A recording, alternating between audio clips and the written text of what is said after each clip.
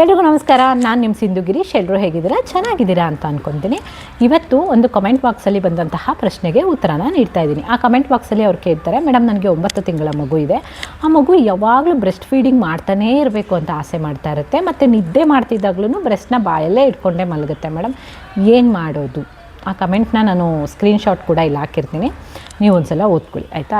ಈ ಕ್ವಶನ್ನ ನಾನು ನೋಡಿದಾಗ ಕಮೆಂಟ್ ಬಾಕ್ಸಲ್ಲಿ ನಾನು ರಿಪ್ಲೈ ಮಾಡಿದ್ರೆ ಅದು ಎಷ್ಟು ಮಟ್ಟಿಗೆ ಕನ್ವೆ ಆಗುತ್ತೆ ಅಂತ ನನಗೆ ಗೊತ್ತಾಗಲಿಲ್ಲ. ಸೊ ಹಾಗಾಗಿ ಇವತ್ತಿನ ಈ ವಿಡಿಯೋ ಮೊದಲನೇದಾಗಿ ಮಗು ಏನಕ್ಕೆ ಈ ಥರ ಮಾಡುತ್ತೆ ಅಂತ ಕಾರಣಗಳನ್ನ ನೋಡೋದಾಯಿತು ಅಂದರೆ, ಮೊದಲನೇದಾಗಿ ಮಗುಗೆ ಸೆಕ್ಯೂರಿಟಿ ಫೀಲ್ ಬೇಕಾಗಿರುತ್ತೆ. ಸೊ ಹಾಗಾಗಿ ಇನ್ನೊಂದು ಹಾರ್ಮೋನಲ್ ಇಂಬ್ಯಾಲೆನ್ಸ್ ಆಗ್ತಾಯಿದ್ರೆ ಮಗುಗೆ ಈ ಥರ ಮಾಡುತ್ತೆ. ಮಕ್ಕಳಲ್ಲಿ ಮೆಡಿಕಲ್ ಇಶ್ಯೂಸ್ ಏನಾರು ಆಗ್ತಾಯಿದ್ರೆ, ಶೀತ, ಕೆಮ್ಮು, ಜ್ವರ ಅಲ್ಲಿ ಬರ್ತಾ ಇರೋದು ಇರ್ಬೋದು, ಈ ಥರದ್ದು, ಅಥವಾ ಮುಸುರು ಕಟ್ಟದಂಗೆ ಆಗ್ತಾ ಇರೋದು, ಈ ಥರ ಏನಾದರೂ ಮಕ್ಕಳಲ್ಲಿ ಮೆಡಿಕಲ್ ಇಶ್ಯೂಸ್ ಇತ್ತು ಅಂದರೆ ಆವಾಗ ಕೂಡ ಮಗು ಯಾವಾಗಲೂ ತಾಯಿ ಹಾಲನ್ನ ಕುಡಿತಾನೇ ಇರಬೇಕು ಅನ್ನೋ ಥರದ್ದೊಂದು ಆಸೆ ಇರುತ್ತೆ. ನೀಟಾಗಿ ಹೊಟ್ಟೆ ತುಂಬಿಲ್ಲ ಅಂದರೂ ಕೂಡ ಮಕ್ಕಳು ಇದೇ ರೀತಿ ಮಾಡುವಂತಹ ಚಾನ್ಸಸ್ ಇರುತ್ತೆ.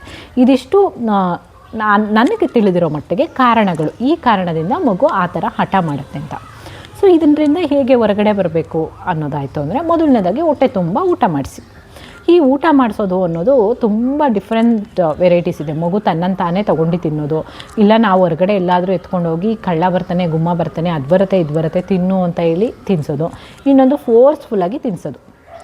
ಮಗು ತನ್ನನ್ನು ತಾನೇ ಕೈಯಿಂದ ತೊಗೊಂಡು ತಿನ್ನೋದಿದೆಯಲ್ಲ, ಅದು ಪಿಕ್, ಮಗುಗೆ ಏನಿಷ್ಟನೋ ಅದು ಮಾತ್ರ ತೊಗೊಂಡು ತಿನ್ನುತ್ತೆ. ಅದು ಬೆಸ್ಟ್ ವೇ. ನಾವು ಅದು ಇದು ತೋರಿಸಿ ಡಿಸ್ಟ್ರ್ಯಾಕ್ಟ್ ಮಾಡಿ ಒಂದಿನ ತಿನ್ನಿಸ್ಬೋದು, 2 ದಿನ ತಿನ್ನಿಸ್ಬೋದು, ಬಟ್ 3ನೇ ತುತ್ತಿಗೆ ಮಗು ಉಗ್ದೇ ಉಗಿಯುತ್ತೆ. 3ನೇ ದಿನ ಮಗು ರಿಜೆಕ್ಟ್ ಮಾಡೇ ಮಾಡುತ್ತೆ. ಆವಾಗ ಮತ್ತೆ ಏನಾಗುತ್ತೆ, ಬ್ರೆಸ್ಟ್ ಫೀಡ್ ಕಡೆ ಮಗುಗೆ ಗಮನ ಬರುತ್ತೆ.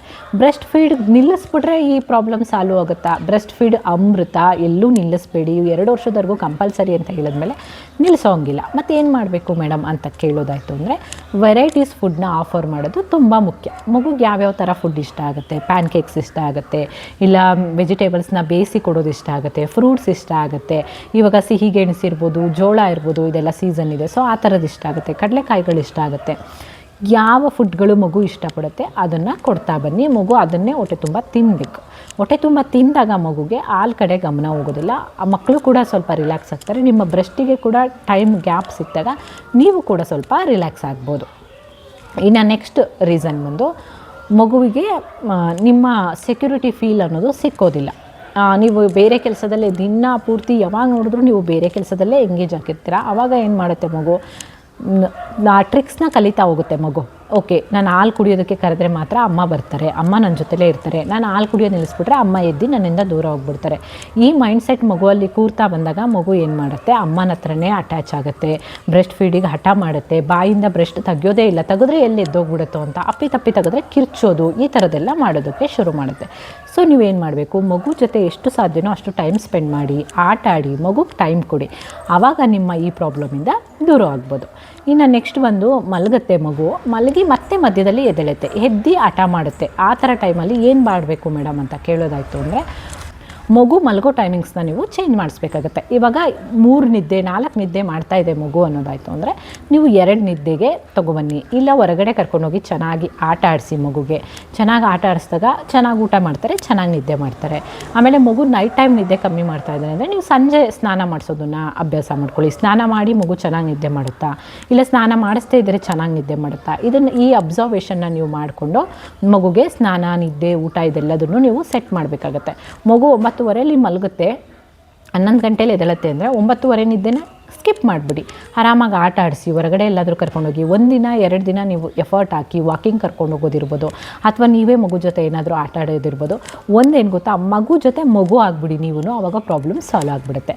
ಇನ್ನು ನಿಮ್ಮ ನಿಪ್ಪಲ್ ಕೇರ್ ಅನ್ನೋದನ್ನು ನೀವು ಕಂಪ್ಲೀಟಾಗಿ ಮಾಡಲೇಬೇಕಾಗುತ್ತೆ. ಯಾಕಂದರೆ ಮಗು ಯಾವಾಗಲೂ ಹಾಲು ಕುಡಿಯೋ ಥರ ಆಸೆ ಮಾಡ್ತಾ ಇದೆ ಅಂದಾಗ, ಬಾಯಲ್ಲೇ ಇಟ್ಕೊಂಡಿದೆ ಅಂದಾಗ ನಿಪ್ಪಲ್ ಕ್ರ್ಯಾಕ್ ಆಗುವಂತಹ ಚಾನ್ಸಸ್ ಇರುತ್ತೆ, ನಿಮಗೆ ಉರಿತಾ ಇರುತ್ತೆ ಆ ಜಾಗ. ಸೊ ಎಷ್ಟು ಸಾಧ್ಯನೋ ಅಷ್ಟು ನಿಪ್ಪಲ್ ಕೇರ್ ಮಾಡ್ಕೊಳ್ಳಿ, ಮಸಾಜ್ ಮಾಡ್ಕೊಳ್ಳಿ. ಮತ್ತು ಮಗು ಹಾಲು ಕುಡಿತಾ ಇರ್ಬೇಕಾದ್ರೆ ನೀವು ಜೋರಾಗಿ ರ್ಯಾಶ್ ಆಗಿ ಎಳ್ಕೊಳ್ಳೋದಕ್ಕೆಲ್ಲ ಹೋಗ್ಬಿಡಿ, ನಿಧಾನಕ್ಕೆ ಬಿಡಿಸ್ಕೊಳ್ಳೋಕೆ ಟ್ರೈ ಮಾಡಿ. ತೀರಾ ಕಷ್ಟ ಆಗ್ತಾಯಿದೆ ಅಂದರೆ ಮಗು ಮೂಗನ್ನ 1-2 ಸಲ ಹಿಂಗೆ ಜಸ್ಟ್ ಹೀಗೆ ಕ್ಲೋಸ್ ಮಾಡಿ ಓಪನ್ ಮಾಡಿ, ಆವಾಗ ಏನು ಮಾಡುತ್ತೆ ಮಗು ಅಂತ ಬಿಡುತ್ತಲ್ಲ ಆವಾಗ ಬಿಡಿಸ್ಕೊಳ್ಳಿ ನೀವು ಬ್ರೆಸ್ಟ್ನ. ತುಂಬ ಹಿಂಸೆ ಆಗ್ತಿದೆ ಅಂದರೆ ಎದ್ದೇಳಿಸ್ಬಿಟ್ಟು ಆಟ ಆಡಿಸೋದಕ್ಕೆ ಶುರು ಮಾಡಿ ಮಗುಗೆ. ಇಲ್ಲಪ್ಪ ಇದು ಬೇಡ, ನಾವು ಬೇರೆ ಏನಾದರೂ ಆಟ ಆಡೋಣ ಅಂತ ಹೇಳಿ 1 ದಿನ 2 ದಿನ ನೀವು ಮಿಡ್ನೈಟಲ್ಲಿ ಕೂಡ ಎದ್ದೇಳಿಸಿ ಆಟ ಆಡಿಸ್ಬಿಟ್ರೆ ಮಗುಗೆ ನೆಕ್ಸ್ಟ್ ಡೇಯಿಂದ ಅದು ಅಭ್ಯಾಸ ಆಗ್ತಾ ಹೋಗುತ್ತೆ. ಓಕೆ, ನಮ್ಮಮ್ಮ ಈ ರೀತಿ ಅಲ್ಲ, ಜೊತೆಯಲ್ಲೇ ಇರ್ತಾರೆ, ಮಲಗಿಸ್ಕೋತಾರೆ, ಇದೆಲ್ಲ ತನ್ನಂತಾನೇ ರುಟೀನ್ ಆಗುವಂಥದ್ದು. 1 ದಿನ 2 ದಿನಕ್ಕೆ ಯಾವ ಚೇಂಜಸ್ ಕೂಡ ಆಗೋದಿಲ್ಲ. ಸೊ ಕಾಲಕ್ರಮೇಣ ಎಲ್ಲದೂ ಕೂಡ ಬದಲಾಗ್ತಾ ಹೋಗುತ್ತೆ. ನೀವು ತಾಳ್ಮೆಯಿಂದ ಇರಬೇಕು. ಈ ಒಂದು ಸಿಚುವೇಷನ್ಗೆ ಎದುರುಕೊಂಡು ಬ್ರೆಸ್ಟ್ ಮಿಲ್ಕ್ನ ಮಾತ್ರ ಸ್ಟಾಪ್ ಮಾಡಬೇಡಿ. ಮಗುಗೆ 2 ವರ್ಷದವರೆಗೂ ಬ್ರೆಸ್ಟ್ ಮಿಲ್ಕ್ ಅನ್ನೋದು ತುಂಬಾ ಮುಖ್ಯ. ಬ್ರೆಸ್ಟ್ ಮಿಲ್ಕ್ನ ಕಂಟಿನ್ಯೂ ಮಾಡಿ. ನಾನು ಹೇಳ್ದಂಗೆ ಮಗು ಜೊತೆ ಎಷ್ಟು ಸಾಧ್ಯನೋ ಅಷ್ಟು ಟೈಮ್ ಸ್ಪೆಂಡ್ ಮಾಡಿ, ಮಗುಗೆ ಒಳ್ಳೊಳ್ಳೆ ಊಟಗಳನ್ನ ಆಫರ್ ಮಾಡಿ, ಆಟ ಆಡಿಸಿ ಮಗುನ ಚೆನ್ನಾಗಿ. ಸೊ ಆವಾಗ ಮಗು ಕೂಡ ನಿಮ್ಮ ರುಟೀನಿಗೆ ಅಡ್ಜಸ್ಟ್ ಆಗ್ತಾ ಹೋಗುತ್ತೆ. ಅಷ್ಟೇ. ಇವತ್ತಿನ ವಿಡಿಯೋ ಇಷ್ಟೇ. ನಿಮಗೆ ಇಷ್ಟ ಆಗಿರುತ್ತೆ ಅಂದ್ಕೊತೀನಿ, ಮತ್ತು ನಿಮ್ಮ ಕ್ವಶನಿಗೆ ಆನ್ಸರ್ ಸಿಕ್ಕಿರುತ್ತೆ ಅಂತ ಅಂದ್ಕೊತೀನಿ. ಮತ್ತೆ ಇನ್ನೊಂದು ವಿಡಿಯೋದೊಂದಿಗೆ ಸಿಗ್ತೀನಿ. ಅಲ್ಲಿವರೆಗೂ ನಮಸ್ಕಾರ.